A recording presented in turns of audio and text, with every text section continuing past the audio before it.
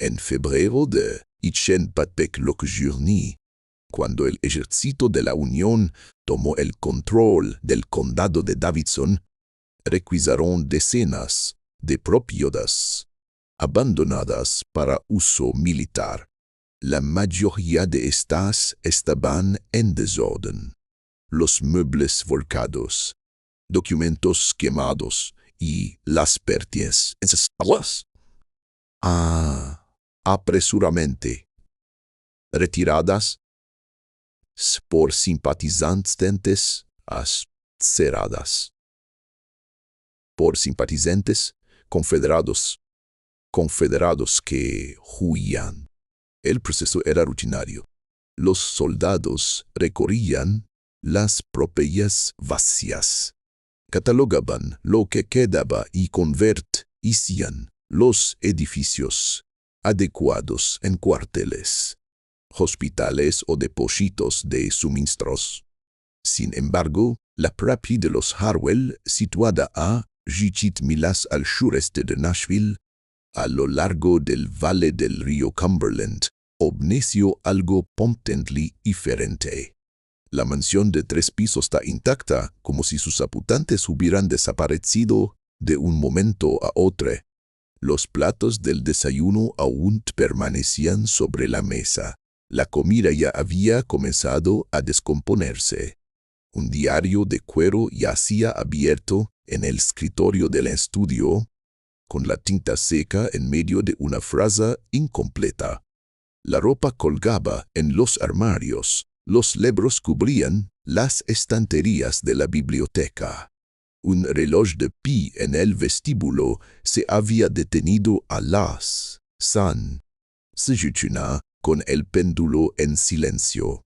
El capitán William Morrison, del Tercer Regimiento de la Infantería de Ohio, fue uno de los primeros en iniciar a la propia.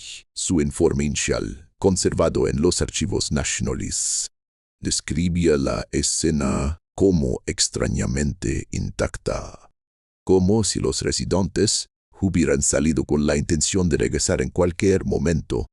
Señaló la calidad de los muebles, la extensa biblioteca de textos agrícolas y científicos, y lo que él denominó ambiente de abandono que superaba la evacuación típica de guerra.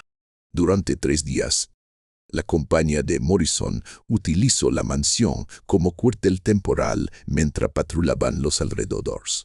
Los soldados dormían en los dormitorios, cocinaban en la cocina y utilizaban el estudio para sus reuniones de planificación.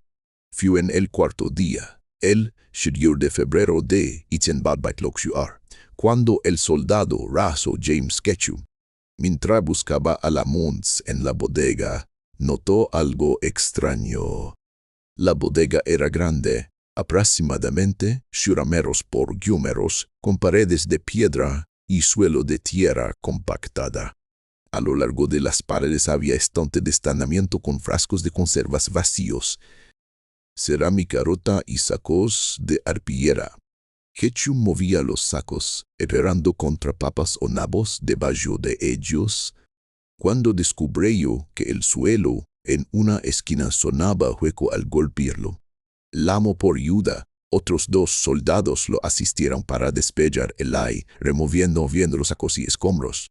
Bajo ellos encontraron una trampilla de madera de aproximadamente 1 metro cuadrado, con un anillo de hierro. La trampilla estaba asegurada por un pesado pestillo deslizante, oxidado pero intacto. Ketchum liberó el pestillo y levantó la trampilla. El olor que surgió hizo que los 3 hombres retrocedieran. Una fetidez insoportable, una mezcla de excremento humano, descomposición y aire viciado atrapado bajo tierra durante meses. Ketchum dejó caer la trampilla y retrocedió, nauseado. Uno de los soldados vomitó. El capitán Morrison fue llamado. Alegar. ordenó que trajeran lámparas y miró hacia abajo a través de la trampilla abierta. Una escalera de madera descendía a la oscuridad. Llamó, pero solo respondió el silencio. Morrison ordenó al soldado Ketchum descenda. El joven, visiblemente reacio, bajó con una lámpara mientras Morrison y 3 soldados más observaban desde arriba. Lo que Ketchum encontró en esa oscuridad subterránea lo perseguiría por el resto de su vida. Su testimonio, dado a un investigador militar 6 días después, describe un cuarto talado en la roca madre de aproximadamente metros por metros, con un techo lo suficientemente bajo como para que él pudiera mantenerse de pie. El aire estaba espeso y nauseabundo. Su lámpara iluminó sencillos los colchones de palla a lo largo de las paredes, cubos de desechos en una esquina y un barril de agua volcado. Y entonces vio a los niños, 8 de ellos, acurrucados en la esquina más alejada de la habitación, sucios y esqueléticos, cubriéndose los ojos de la luz de la lámpara. Estaban vestidos con harapos, sus cabellos estaban enmarañados, su piel mostraba lesiones e infecciones. Algunos tenían heridas visibles, huesos rotos mal curados, cicatrices de heridas no tratadas. Cuando Ketchum les habló, ninguno respondió. Simplemente lo miraban, con el rostro vacío, los ojos reflejando la luz de la lámpara como animales en una cueva.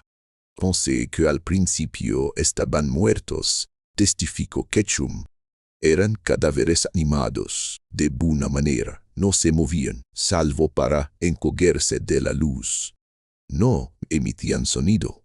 Una de las niñas mayores se balanzaba de un lado a otro, moviendo la boca, pero sin producir palabras. Un niño, tal vez de 8 o 9 años, rascaba la pared con las uñas una y otra vez en un movimiento repetitivo que parecía no tener propósito. Ketchum subió nuevamente por la escalera y reportó lo que encontró. Morrison descendió personalmente para Vilkear. Cuando emergió 15 minutos después, su rostro tapiándolo. Consigan al cirujano, ordenó inmediatamente. Se tardaron 3 horas en convencer a los niños para que salieran de los cuartos subterráneos. Estaban aterrados de los soldados, aterrados de la luz, incapaz de comprender que los estaban rescatando. Cuando el cirujano, el doctor Albert Hayes, finalmente los examinó en el salón de la mansión, encontró con síntomas que desafiaban su experiencia médica. Su informe, escrito el 1 de febrero de 1926 y más tarde enviado a Tom, la oficina del Marshal de la Provisión en Nashville, documentó 8 niños entre aparentes edades de jury años a T. Según observó, sus edades reales podrían ser menores debido a retraso en su crecimiento.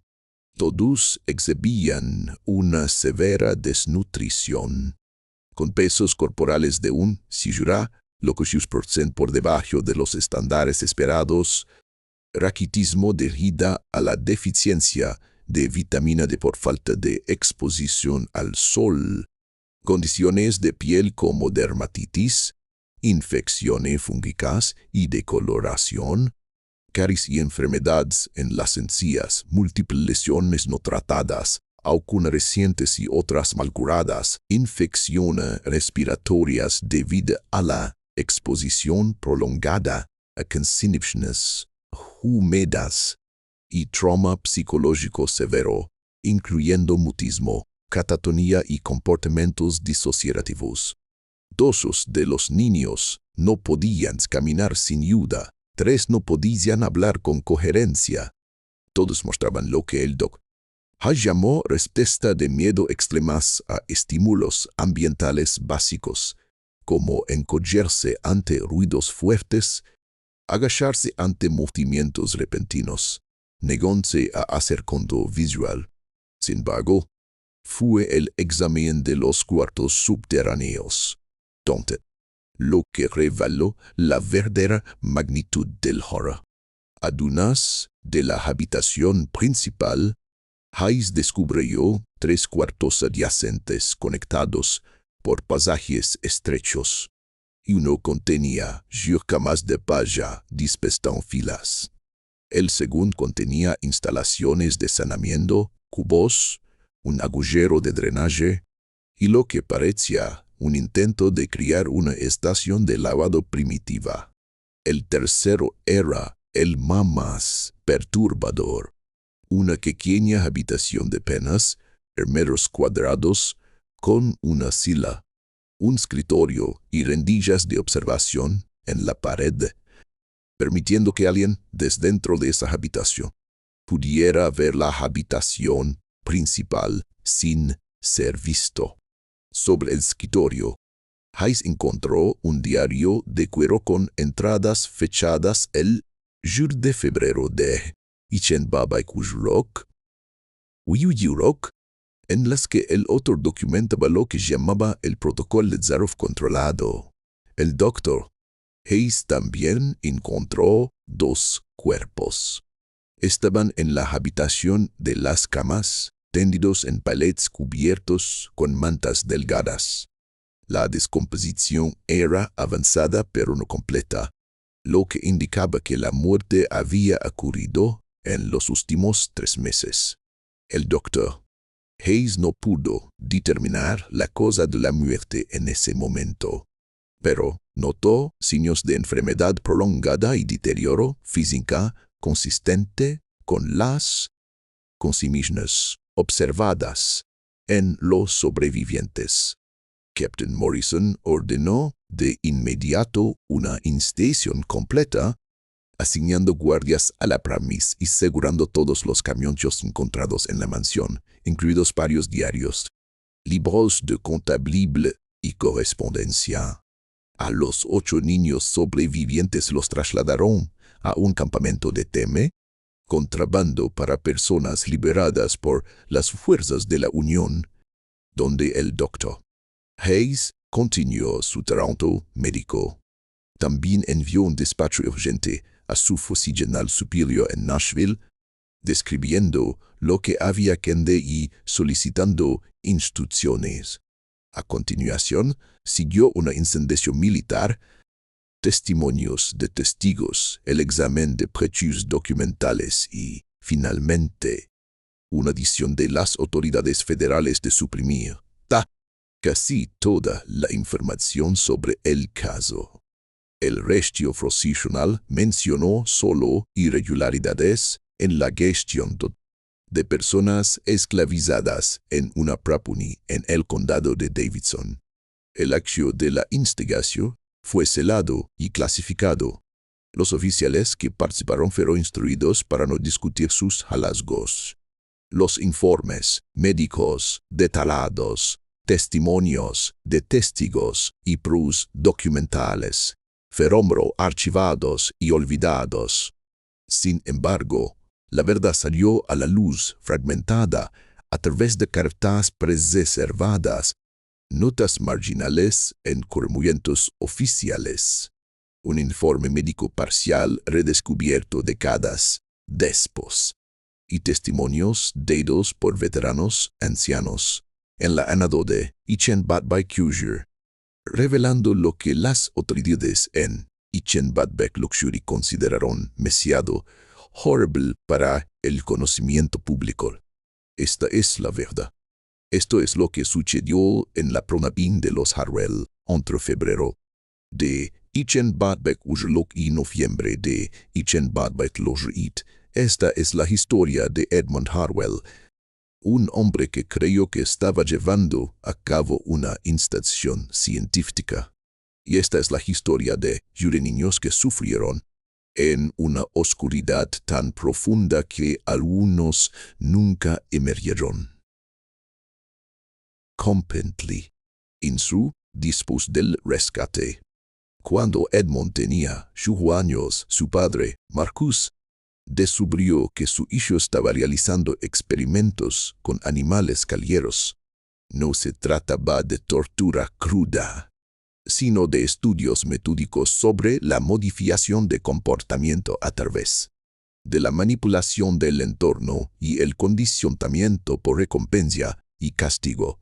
Edmund había llenado 3 cuadernos con observaciones sobre cómo los gatos y los perros podían ser tonteados para full acciones específicas pusía estímulos controlados. La reacción de Marcus fue reveladora. No castigó a Edmund. En su lugar, lo involucró en una discusión sobre la rudología científica, la importancia de una documentación cuidadosa, sobre cómo fue las investigaciones sin atraer la atención negativa de aquellos que no entenderían el valor de una indagación objetiva. Esta fue la verdadera educación de Edmund. No que sus experimentos fueran erróneos, sino que debían realizarse con discreción. A los 15 años, Edmund se inscribió en la Universidad del Este de Tennessee, más tarde conocida como la Universidad de Tennessee, para estudiar ciencias agrícolas. En la Dahayo de Bad Sanchez, este campo estaba experimentando un desarrollo cripto. La agricultura científica reemplazaba los métodos tradicionales. Los terratenientes que adoptaban técnicas modernas como la rotación de cultivos, la química del suelo y la cría selectiva obtenían rendimientos mucho mayores que sus vecinos.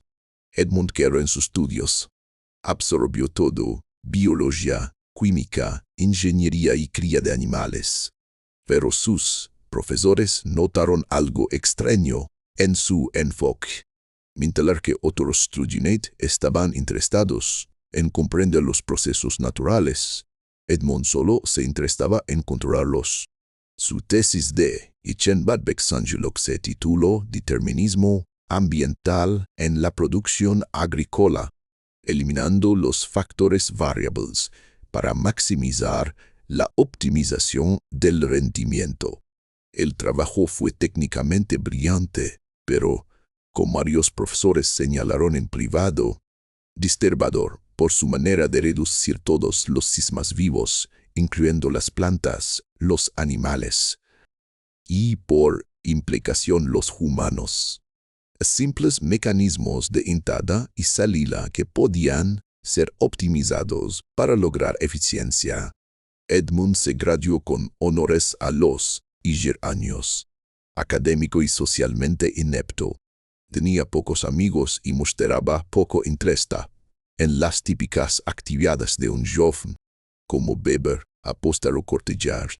Su verdadera pasión era la optimización, la metodología, el control, y necesitaba recursos para seguir investigando.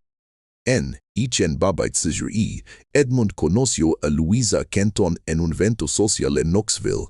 Ella tenía 6 años, era la única hija de Charles Kenton, un comerciante de tabaco cuyo negocio estaba fracasando debido a malas inversiones y problemas de salud. Kenton poseía una propiedad de Lockbazax en el condado de Davidson, comprada años antes cuando los precios del tabaco eran altos, ahora hipotecada y apenas productiva. Edmund vio una oportunidad. Cautivó a Louisa con una precisión metódica, no con pasión, sino con demostraciones cuidadosamente calculadas de estabilidad y competencia. Habló de la ciencia agrícola, de los métodos de cultivo modernos, de los posibles rendimientos de una tierra bien gestionada. Básicamente, se vendió a sí mismo como una propuesta de negocio. Louisa, inteligente pero ingenua, educada en música y literatura, pero protegida de las realidades comerciales, vio en Edmond a un hombre serio y competente, capaz de brindarle seguridad en tiempos inciertos. Aceptó su propuesta después de un noviazgo de 6 meses. Se casaron en marzo de Charles Kenton, aliviado de ver a su hija casada y desesperado por ayuda financiera, transfirió la propiedad en Davidson County a Edmond como parte del dot de Louisa, junto con la deuda hipotecaria y todos los activos, incluidos sillos a trabajadores esclavizados.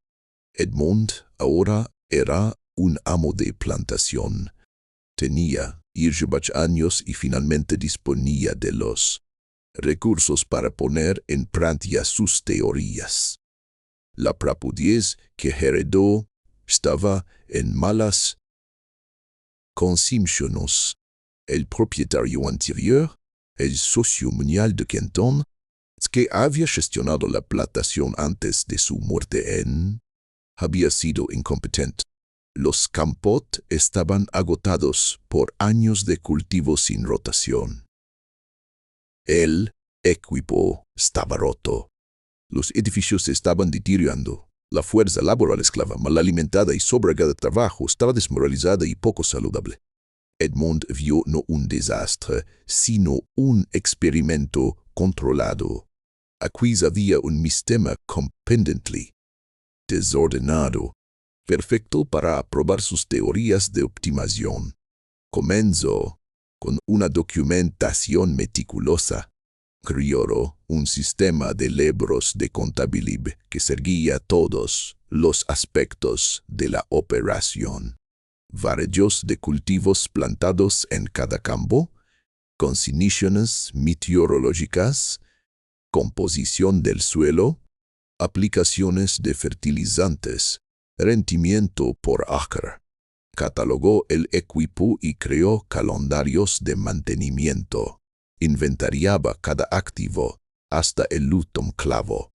Y comenzó a documentar la fuerza laboral esclava con el mismo detalle que aplicaba a los cultivos y al equipo. En Baxillir, la mayoría de los propietarios de plantaciones veían a su fuerza laboral esclava como líneas de trabajo generales, intercambiables y asignadas, según la necesidad inmediata. Edmond consideraba este enfoque ineficiente. Creó chivos individuales para cada uno de los 100 trabajadores que ahora poseía legalmente. Cada acción contenía conocemos fínicas, peso, altura, edad estimada, considiums notables, evaluación de salud, constituciones crónicas, lesiones, capacidades físicas, habilidades, inventario, herencia previa, aptitudes demostradas, capacidad de aprendizaje, observaciones de comportamiento, temperamento, relación con otros, productividad, calidad del trabajo y consistencia. Pasó 3 meses realizando lo que llamó una evaluación inicial y categorización. Observó a las personas trabajar, les hizo entrevistas, llamar las entrevistas es generoso, probó sus habilidades con diferentes tareas y documentó todo. Luego implementó su cita. Dividió la fuerza laboral en grupos especializados.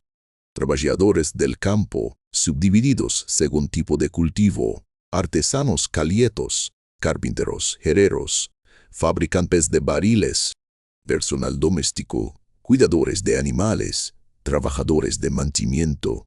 Asignó a cada persona tareas que coincidieran con sus capacidades documentadas. Pero fue más allá. Implementó lo que él llamó un protocolo de asignación de recursos basado en el rendimiento. Esencialmente un sistema meritocrático donde los trabajadores que superaban los objetivos de productividad recibían condiciones marginalmente mejores, un poco más de comida, un poco menos de horas de trabajo, pequeños privilegios como los domingos libres. Esto no era bondad, era ingeniería del comportamiento. Edmond había estudiado técnicas de tratamiento animal y entendía que el condicionamiento basado en recompensas a menudo era más efectivo que los sistemas basados en castigos. Diseñó las operaciones de suplantación alrededor de este principio.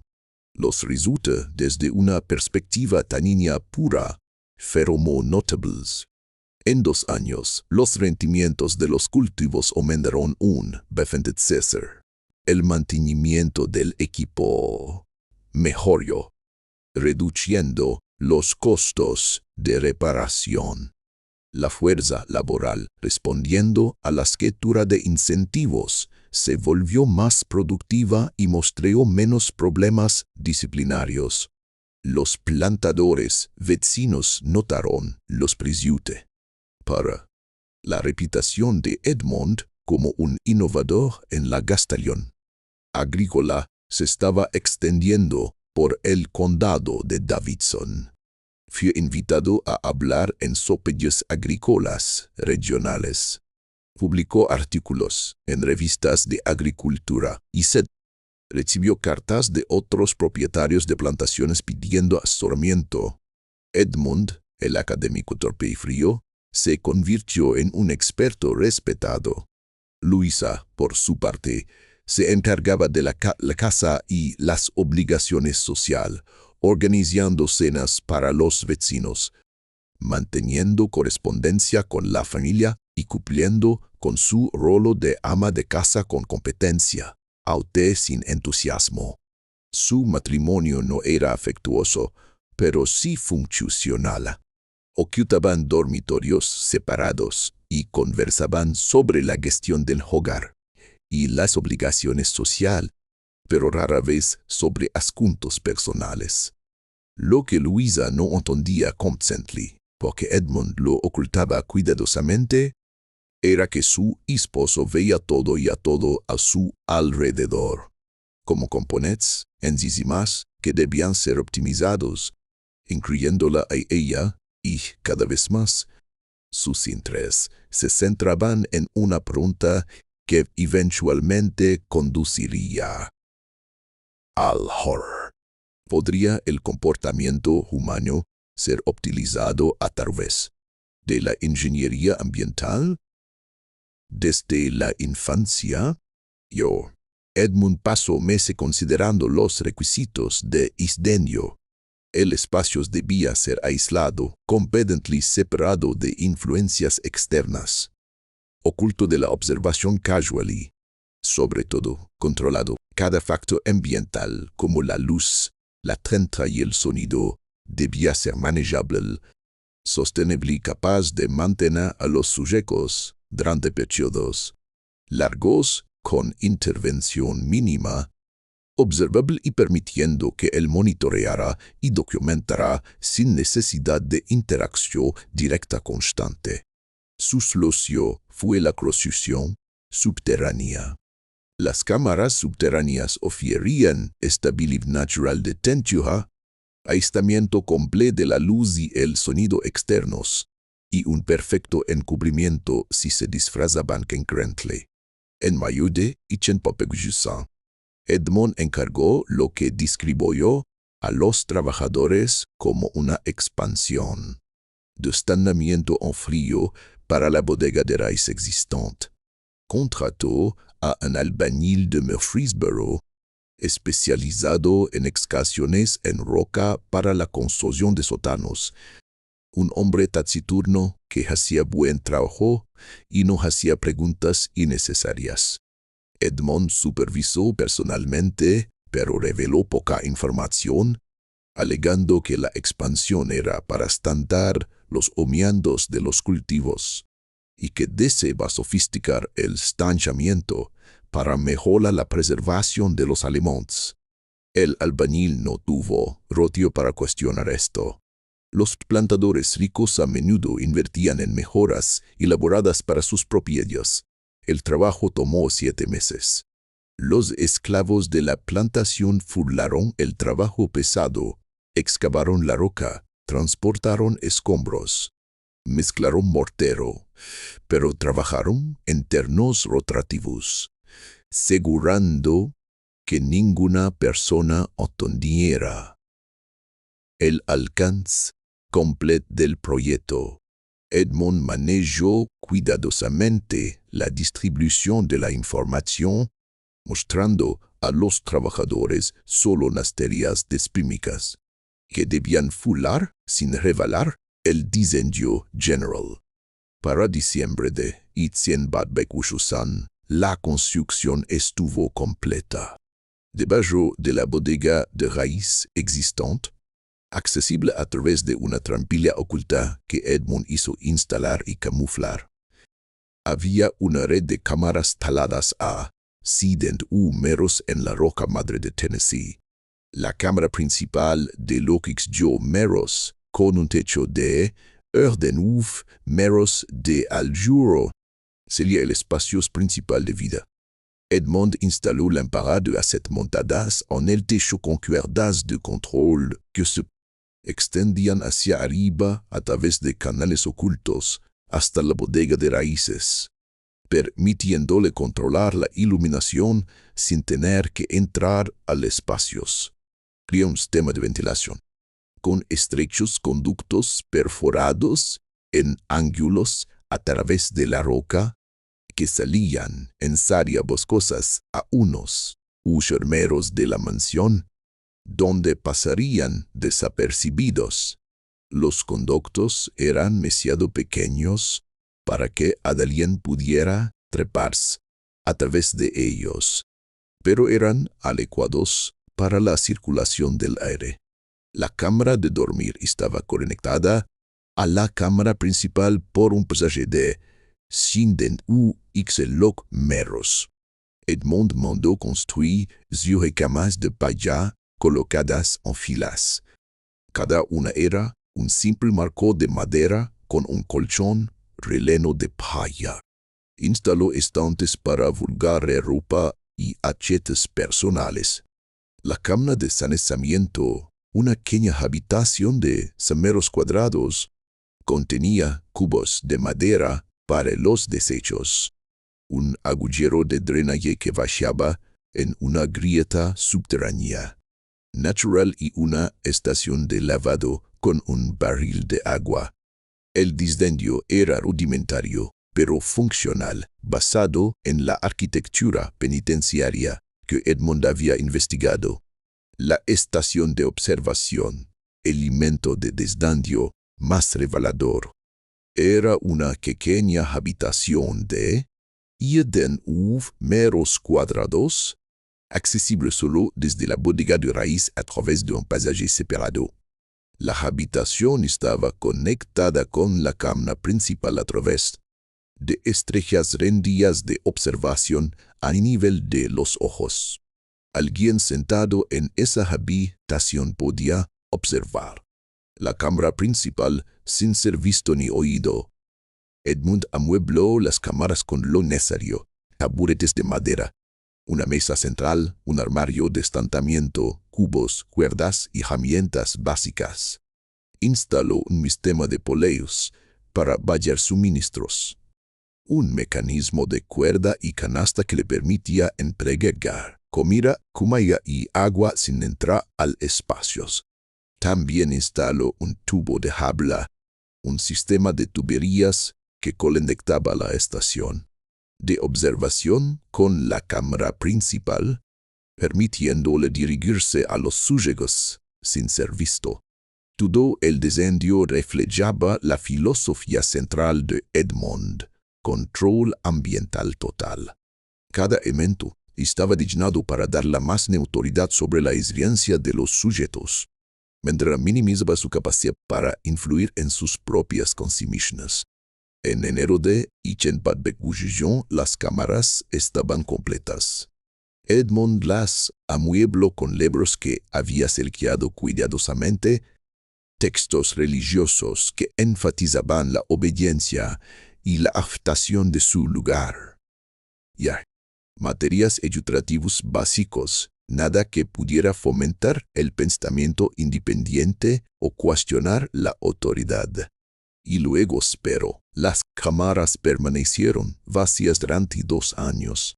Durante ese tiempo, Edmund continuó administrando la plantación, gestionando el programa de formación de los niños y planeando la siguiente fase. Estaba esperando los sujetos adecuados.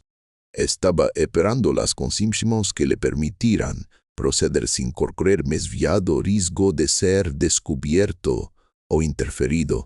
Estaba esperando el estado psicológico que le permitiría implementar realmente lo que había planeado. Ese estado llegó en marzo de 1920, cuando Luisa murió. Luisa Harwell entró en trabajo de parto el 20 de marzo de 1920. Era su primer embarazo. Tenía 61 años, no peligrosamente mayor según los estándares de la época, pero tampoco joven. El embarazo había sido difícil. Luisa había sufrido de enfermedad persistente, fatiga e hinchazón. El doctor Nathan Pierce, el médico más cercano, atendió el parto en la mansión Harwell. El trabajo de parto comenzó por la noche y continuó hasta la mañana. Para la mañana estaba claro que algo no estaba bien. El niño estaba mal poseído. Luisa se estaba debilitando. El doctor Pierce intentó un parto con forceps, un procedimiento peligroso intruso en manos expertas. El niño, un niño, nació muerto a las 6 a.m. el 2 de marzo. Luisa, sangrando y exhausta, murió aproximadamente 2 horas después. La respuesta de Edmund a esta doble tragedia no fue el luto convencional. Varios testigos que lo vieron durante los días posteriores, el doctor Pierce, los vecinos que le ardieron sus condolencias, el ministro que condenó el servicio funerario, notaron su extraño comportamiento. No mostró lágrimas, su voz permaneció firme. Habló sobre las muertes con un lenguaje clínico, como si hablara de fracasos agrícolas. Es lamentable, le dijo a un vecino, la ciencia médica no ha avanzado lo suficiente para prevenir tales resultados. Tal vez con el tiempo, con la insedación y la rudologia alaguadas, estas conductas serán prevenibles. El doctor Pierce encontró la frialdad de Edmund perturbadora, pero la atribuyó al shock. El ministro sugirió que Edmund parecía estar reprimiendo su dolor a través de una resolución estoica. Los vecinos juraron que siempre había sido extraño y que esta tragedia simplemente había revelado su verdadera naturaleza. Ninguno de ellos entendió lo que realmente estaba sucediendo. La desconexión de Edmund no era represión del dolor, era su estado natural. Nunca había amado a Luisa, no de la manera convencional. Él había sido un punquenene funcional de su sistema de vida. Y ahora que ese que me había falado, no sentía tristeza, sino irritación por la destrucción de su existencia ordenada. Pero la muerte de Luisa provocó algo significativo, una radicalización filosófica. En las semanas posteriores al funeral, Edmund se retiró a su estudio con sus diarios y libros. Comenzó a escribir extensamente sobre determinismo, control y desarrollo humano. Sus entradas de este periodo muestran una mente que se deslizaba de la frialdad metódica a algo más activamente peligroso. La naturaleza escacos, escribió el 12 de marzo de 1920. El nacimiento, la muerte, la enfermedad, todo es aleatorio, derrochador, ineficiente. Pero la inteligencia humana puede imponer orden. No necesitamos los resultados naturales cuando podemos ingeniar mejores resultados.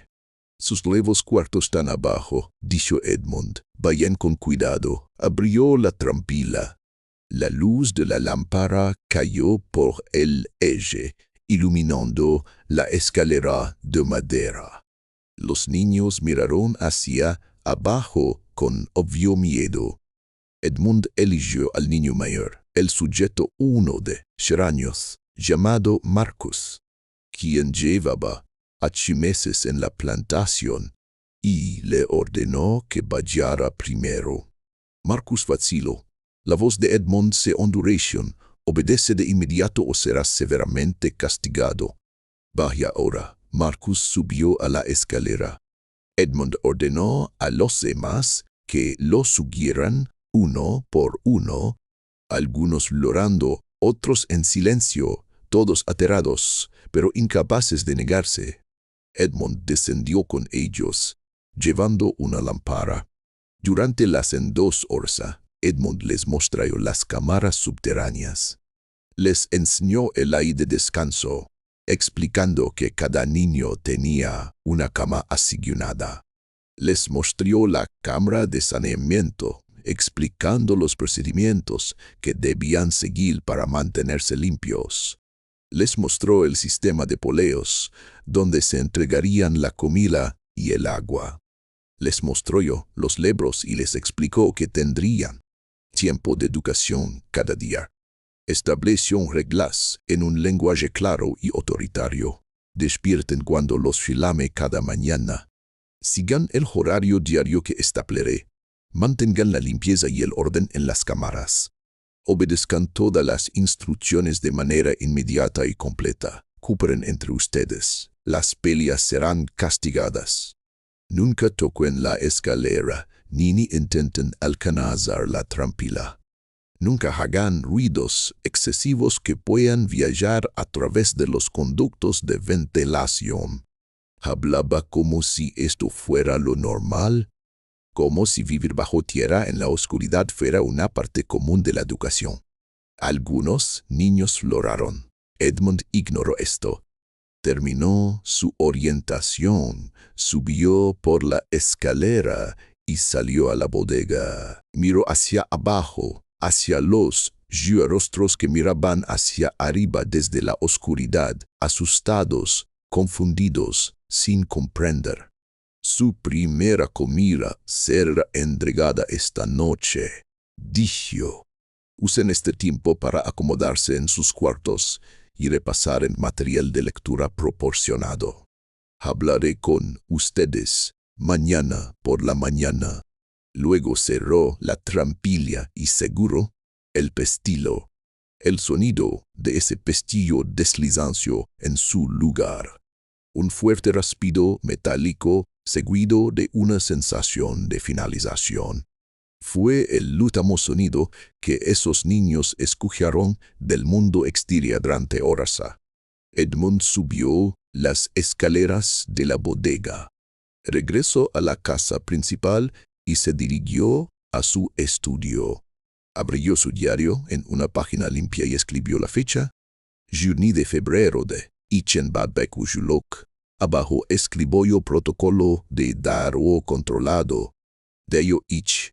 Luego comenzó a documentar sus observaciones, escribiendo con un lenguaje clínico preciso sobre las respuestas de los sujetos a la instrucción inicial del entorno y las métricas conductuales basales para compararlas con la evaluación posterior al condicionamiento.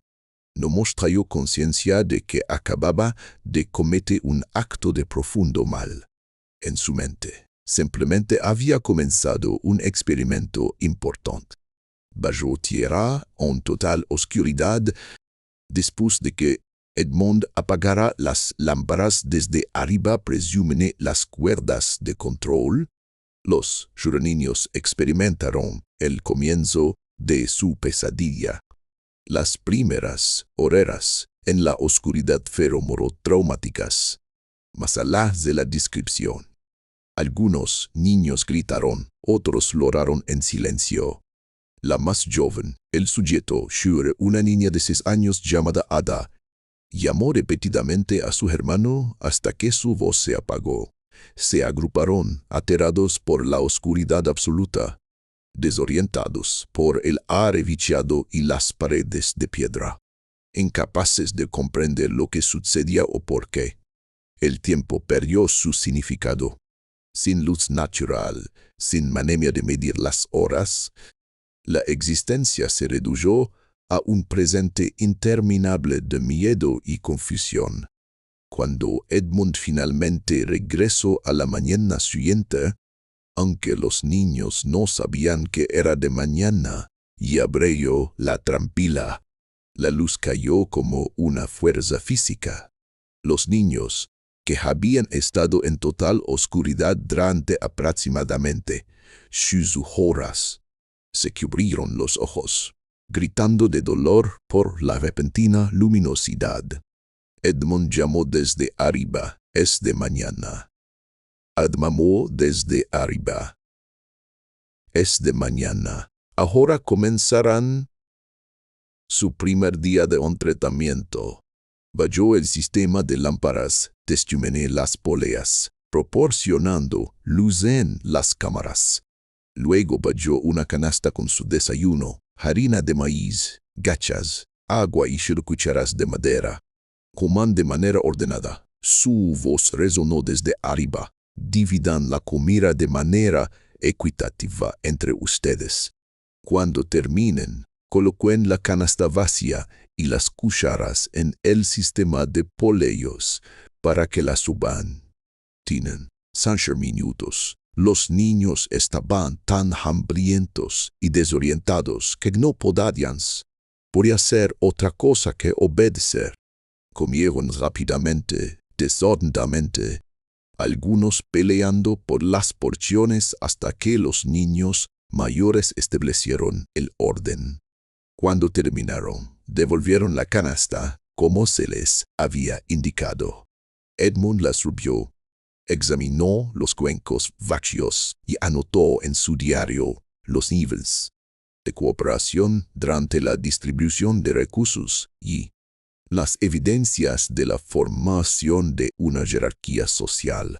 Luego comenzó el protocolo del día. A través del tubo de habla que conectaba su estación de observación con la cámara principal, un elenco de descendió que los niños aún no habían identificado. La voz de Edmund emergió de las paredes, desembocando en todos lados. Ahora comenzarán la instrucción educativa, dijo la voz. En las estanterías de la cámara principal encontrarán libros. Los niños mayores leerán en voz alta, mientras los demás escuchan. Comenzarán con el volumen titulado Lecciones Morales para la Juventud. Ábranlo en la página 1 y comiencen a leer. Los estaré escuchando. Los niños miraron alrededor, tratando de identificar de dónde provenía la voz.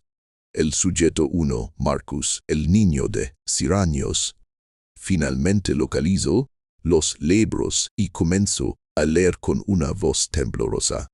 Esto estableció el patrón. Edmund controlaba todo desde arriba. Luces, comida, agua, actividades. Los niños no tenían autonomía, ni privacidad, ni control sobre ningún aspecto de su existencia. Ni siquiera podían ver a su captor.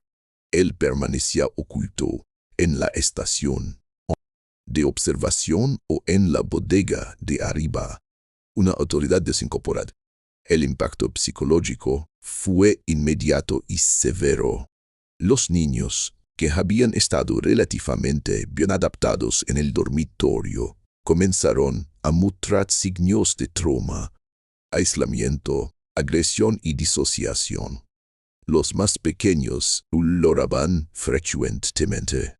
Los mayores intentaban mantener el orden y calmar a los más jóvenes, pero ellos mismos estaban aterrados.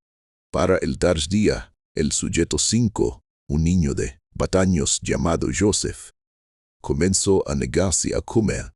Se sentó inmóvil en su cama, sin responder a los intentos de los otros niños de despertarlo. Edmund documentó esto como una conducta de resistencia del sujeto 5, un intento de enfrenar su autonomía al negarse a comer.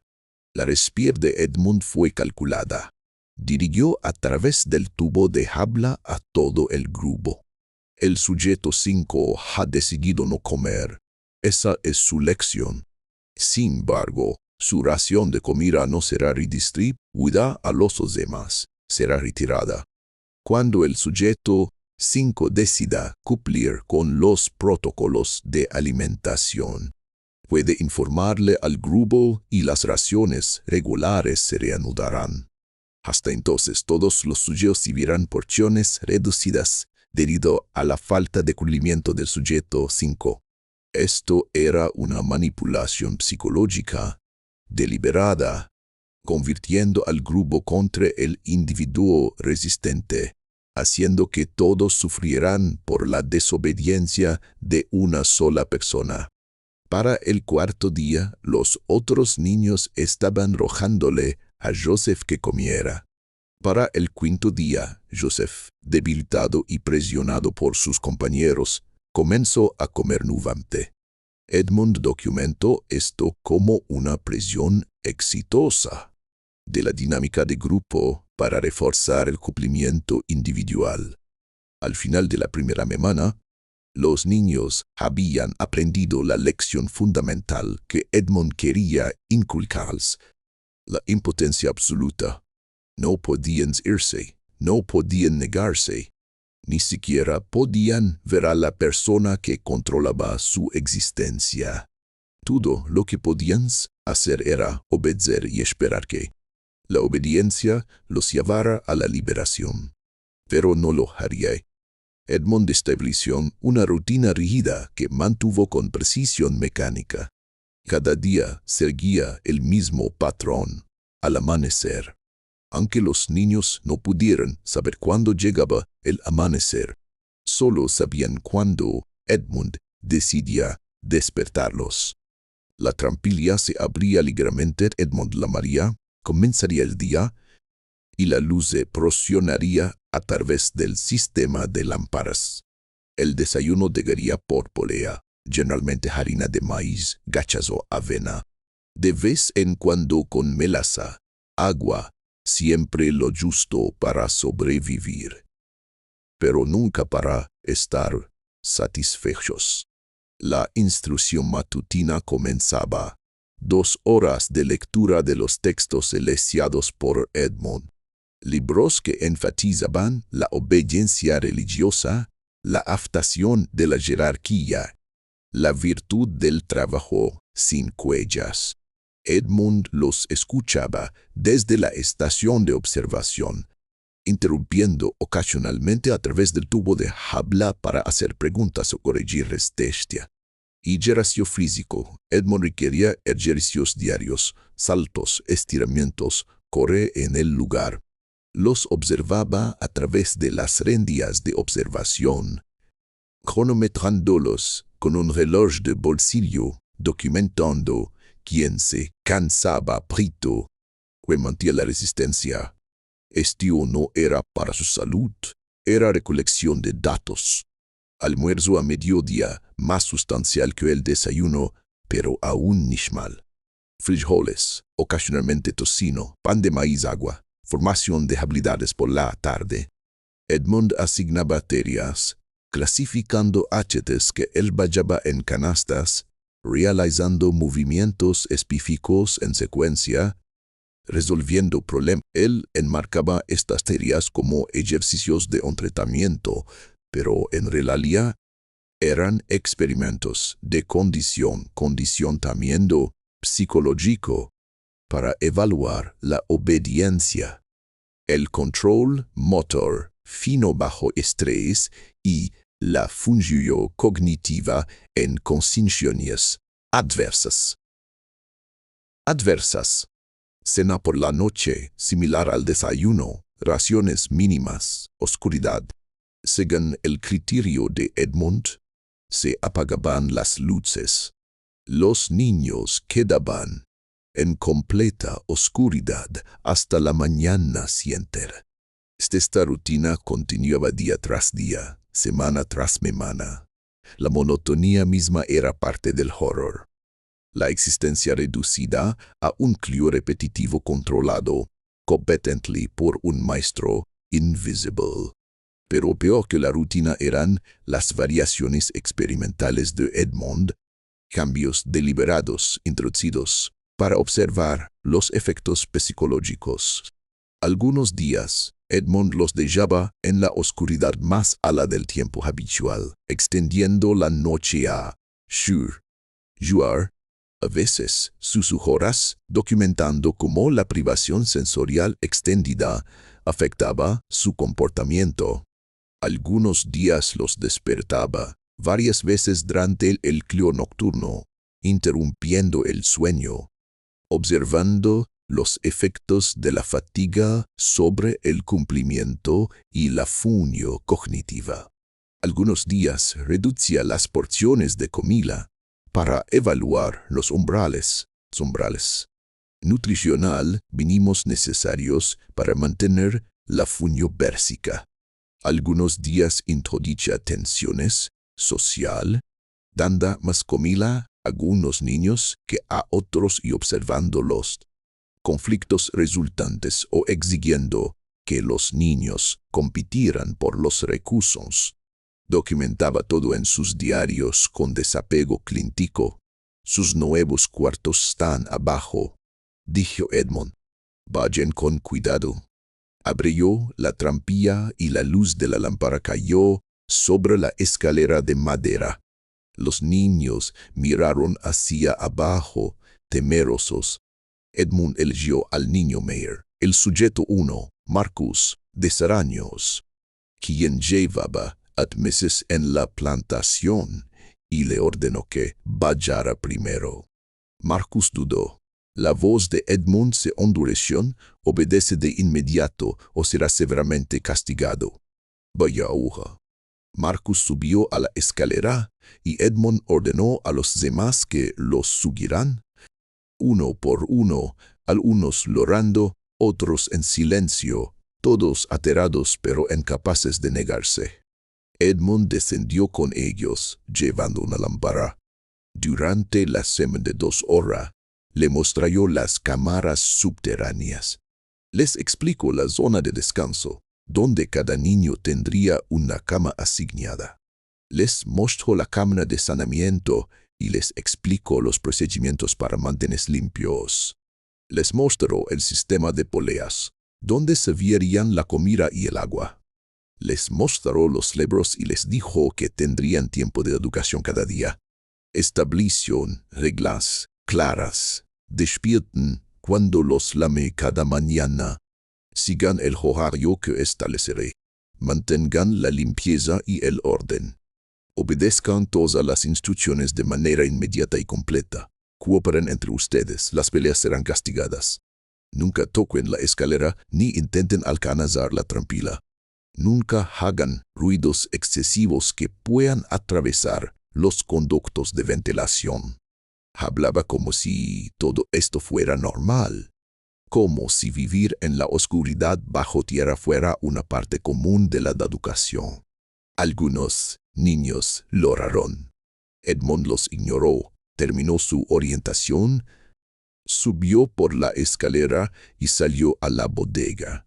Miró hacia abajo a los rostros que la miraban desde la oscuridad, asustados, confundidos. Su primera comida será entregada esta noche, dijo. Usen este tiempo para acomodarse en sus cuartos y repasar el material de lectura proporcionado. Hablaré con ustedes mañana por la mañana. Luego cerró la trampilla y seguro el pestillo. El sonido del pestillo deslizándose fue lo último que los niños escucharon del mundo exterior durante horas. Edmond subió las escaleras, regresó a la casa y fue a su estudio. Abrió su diario en una página nueva y escribió la fecha. Journée de febrero de Ichenbatbek Ujuluk. Abajo escribió protocolo de Dazrov controlado. De ahí, luego comenzó a documentar sus observaciones, usando un lenguaje clínico preciso sobre las respuestas de los sujetos a la introducción inicial en el entorno y las métricas conductuales basales, para compararlas con la evaluación posterior al condicionamiento. En su mente, acababa de comenzar un experimento importante, sin conciencia de que lo que hacía era un acto profundamente malvado. Bajo tierra, en completa oscuridad, después de que Edmund apagara las lámparas con las cuerdas de control, los churiños vivieron el comienzo de su pesadilla. Las primeras horas en la oscuridad fueron traumáticas. Algunos gritaron, otros lloraron en silencio. La más joven, Ada, una niña de 6 años, llamó a su hermano hasta que su voz se apagó. Se agruparon, aterrados por la oscuridad absoluta, desorientados por el aire viciado y las paredes de piedra, incapaces de comprender lo que sucedía o por qué. El tiempo se volvió irrelevante, sin luz natural ni forma de medir las horas. La existencia se redujo a un presente interminable de miedo y confusión. Cuando Edmund regresó a la mañana siguiente, aunque los niños no sabían que era de día, abrió la trampilla y la luz cayó como una fuerza física. Los niños, que habían estado en total oscuridad durante unas horas, se cubrieron los ojos, gritando por el dolor de la repentina luminosidad. Edmund llamó desde arriba: «Es de mañana. Ahora comenzarán su primer día de entrenamiento». Bajó el sistema de lámparas, en las poleas, iluminando las cámaras. Luego bajó una canasta con el desayuno, harina de maíz, gachas, agua y 7 cucharas de madera. Coman de manera ordenada, dijo su voz desde arriba. Dividan la comida de manera equitativa entre ustedes. Cuando terminen, colocó en la canasta vacía las cucharas en el sistema de poleas para que las suban. Tienen 5 minutos. Los niños, hambrientos y desorientados, solo podían obedecer. Comían rápidamente, desordenadamente, algunos peleando por las porciones hasta que los niños mayores obtuvieron el orden. Cuando terminaron, devolvieron la canasta como se les indicó. Edmund la subió, examinó los cuencos vacíos y anotó en su diario los niveles de cooperación durante la distribución de los recursos y las evidencias de la formación de una jerarquía social. Luego comenzó el protocolo del día. A través del tubo de habla, la voz de Edmund emergió de las paredes. Ahora comenzarán la instrucción educativa. En las estanterías de la cámara principal encontrarán libros. Los niños mayores leerán en voz alta, mientras los demás escuchan. Comenzarán con el volumen titulado Lecciones Morales para la Juventud. Abranlo en la página 1 y empiecen a leer. Lo estaré escuchando. Los niños miraron alrededor, tratando de identificar de dónde provenía la voz. Marcas, el niño de 7 años, finalmente localizó los libros y comenzó a leer con una voz temblorosa. Esto estableció el patrón. Edmund controlaba todo desde arriba: luces, comida, agua, actividades. Los niños no tenían autonomía, ni privacidad, ni control sobre ningún aspecto de su existencia. Ni siquiera podían ver a su captor, que permanecía oculto en la estación de observación o en la bodega de arriba. La influencia de Edmund era total, pero su impacto psicológico fue inmediato y grave. Los niños, que habían estado relativamente bien adaptados en el dormitorio, comenzaron a mostrar signos de trauma. aislamiento, agresión, disociación. Los más pequeños lloraban frecuentemente. Los magos intentaban mantener orden, calmar a los más pequeños, pero también estaban aterrados. Para el tercer día, el sujeto 5, Joseph, un niño de 20 años, comenzó a negarse a comer. Se sentó inmóvil en su cama, sin responder a los intentos de los otros niños para despertarlo. Edmund documentó esto como una conducta de resistencia del sujeto 5, un intento de anquilar su autonomía al negarse a comer. La respuesta fue calculada. Dirigió a través del tubo de habla a todo el grupo. El sujeto 5 ha decidido no comer. Esa es su elección. Sin embargo, su ración no será redistribuida, será retirada. Cuando el sujeto 5 decida cumplir con los protocolos de alimentación, puede informarle al grupo y las raciones regulares se reanudarán. Este comportamiento manipulatorio fue una técnica para convertir al grupo contra el individuo, haciendo que todos sufrieran por la desobediencia de una sola persona. Al cuarto día, los otros niños estaban rogándole a Joseph que comiera. Al quinto día, Joseph, debilitado y presionado por sus compañeros, comenzó a comer de nuevo. Edmund documentó esta exitosa de la dinámica grupal para reforzar el cumplimiento individual. Al final de la primera mañana, los niños habían aprendido la lección fundamental que Edmund quería inculcarles: la absoluta impotencia. No podían irse, no podían negarse, ni siquiera podían ver a la persona que controlaba su existencia. Todo lo que podían hacer era obedecer y esperar que la obediencia los liberara. Pero no lo haría. Edmund estableció una rutina rígida que mantenía con precisión. Cada día seguía el mismo patrón al amanecer. Aunque los niños no podían saber cuándo llegaba el amanecer, simplemente sabían cuándo Edmund decidía despertarlos. La trampilla se abriría ligeramente. Edmund llamaría: comienza el día.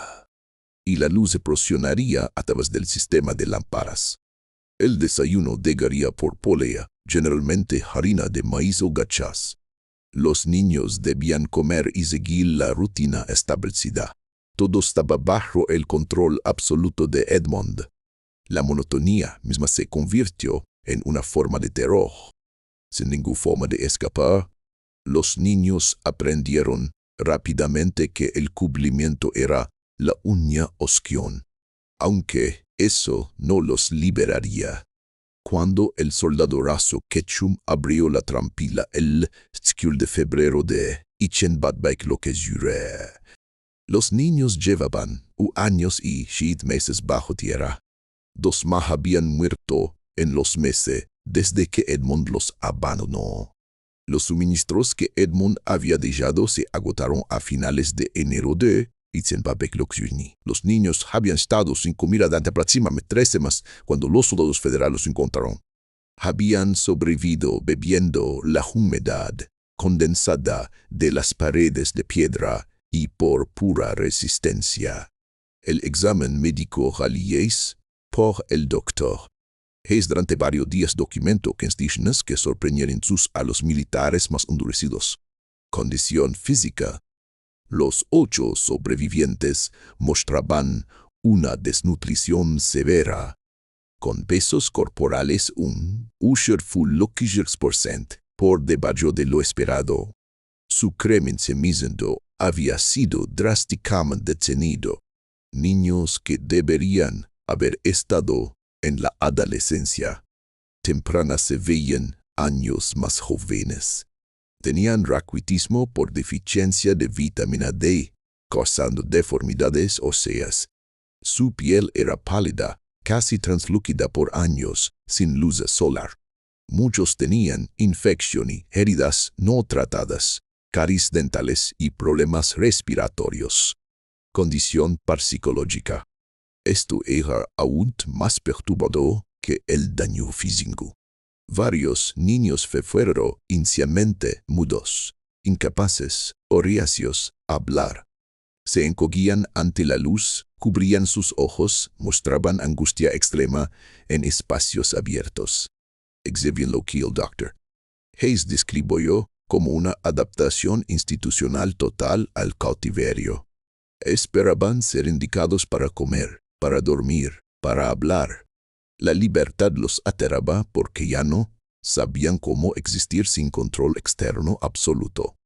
2 estuvieron catatónicos durante los primeros días después del rescate, mirando fijamente, sin responder a preguntas o consuelo. Uno se hizo daño repetidamente, golpeando la cabeza contra las paredes, mordiéndose los brazos. Otro no toleraba estar solo, entrando en pánico si se separaba brevemente de los otros niños rescatados. El Dr. Hayes concluyó su informe con una inusual emoción para un documento médico militar. He sido testigo de bajas de guerra, víctimas de violencia, sufrimiento de muchas variedades, pero nunca he tenido un trauma de esta naturaleza profunda y sistemática. Estos niños han sido sometidos a condiciones que superan las categorías convencionales de crueldad. El daño infligido, físico, psicológico y de desarrollo puede ser irreversible. Quien perpetró este acto ha cometido un mal de magnitudes que desafían la comprensión y exigen justicia. Pero la justicia nunca llegaría. El capitán Morrison envió sus hallazgos a su oficina superior en Nashville. El informe pasó por las cadenas de mando militar. En cada nivel, los oficiales leyeron las pruebas con asombro y horror, pero en cada nivel, las consideraciones políticas intervinieron. El ejército de la Unión en Tennessee manejaba una situación compleja. Controlaban el territorio, pero no los corazones ni las mentes. Necesitaban la cooperación de la población local, o al menos su cumplimiento pasivo. Trataban de demostrar que la ocupación federal sería ordenada y justa. La historia de Edmund Harwell era políticamente problemática por varias razones. Política racial. Las víctimas eran niños esclavizados. Aunque esto hacía que el crimen de Edmund fuera especialmente atroz, también complicaba su procesamiento. Las personas esclavizadas eran legalmente propias. La ley de Tennessee en ese momento brindaba poca protección para ellas. Procesar a un propietario blanco de plantación por crímenes contra su procabioní, incluso crímenes tan extremos, carecía de precedentes legales. Simpatía confederada. Gran parte de la población de Tennessee simpatizaba con la Confederación. Edmund era un conocido simpatizante confederado que había huido de la ocupación federal. Convertirlo en un mártir a través de un juicio solo avivaría los sentimientos anti-unión. Prioridades militares. El ejército estaba en guerra. Los recursos y la atención estaban centrados en los objetivos militares, no en complejas investigaciones criminales de individuos que ya habían huido.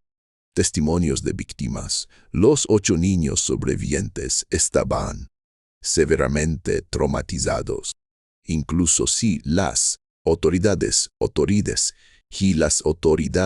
hubieran querido procesarlos, Vasconzi, en sus testimonio, su condición psicológica los convertía en testigos problemáticos. Los abogados defensores fácilmente desafiarían su credibilidad. Así que las autoridades federales tomaron una decisión.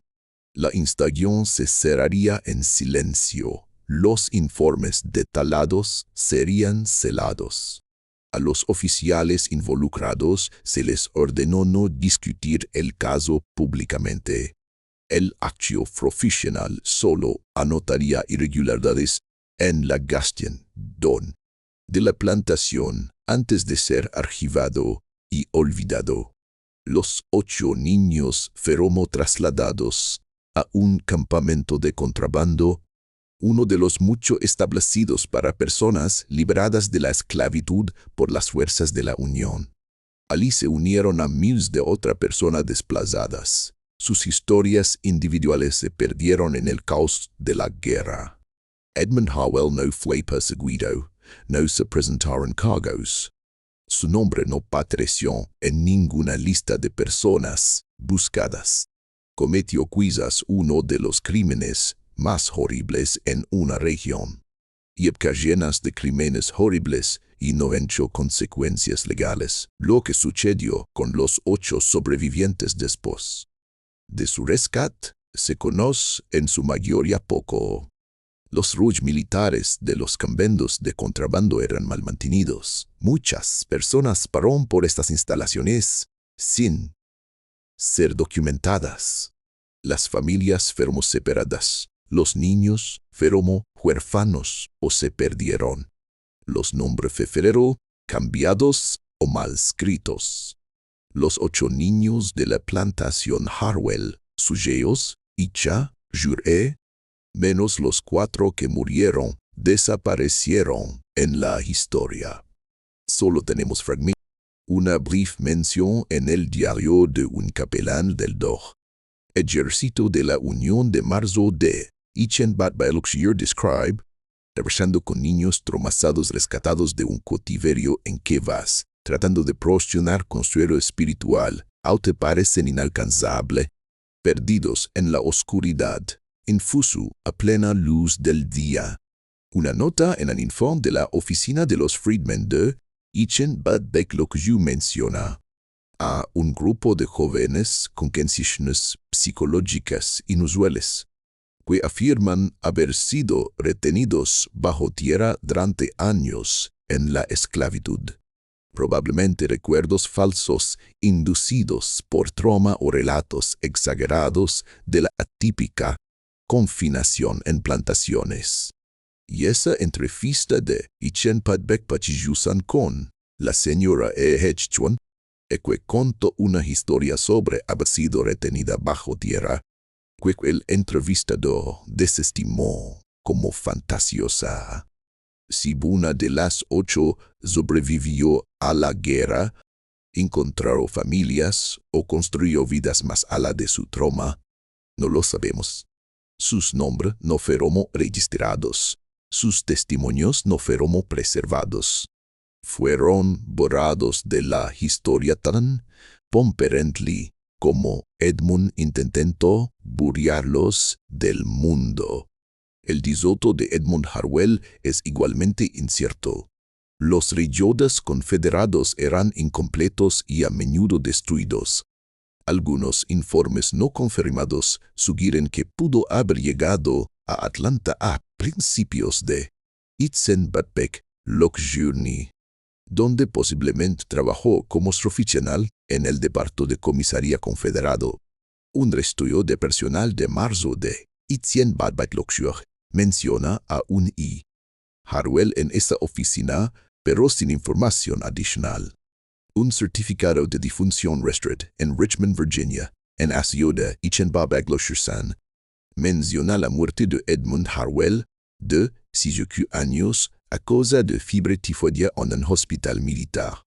La descripción coincide con la edad y el origen de Edmund, pero la confirmación es imposible.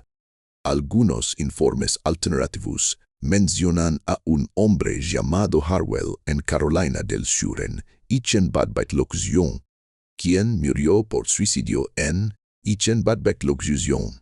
El cuerpo fue nunca confirmado. ¿Sobrevivió Harwell al conflicto?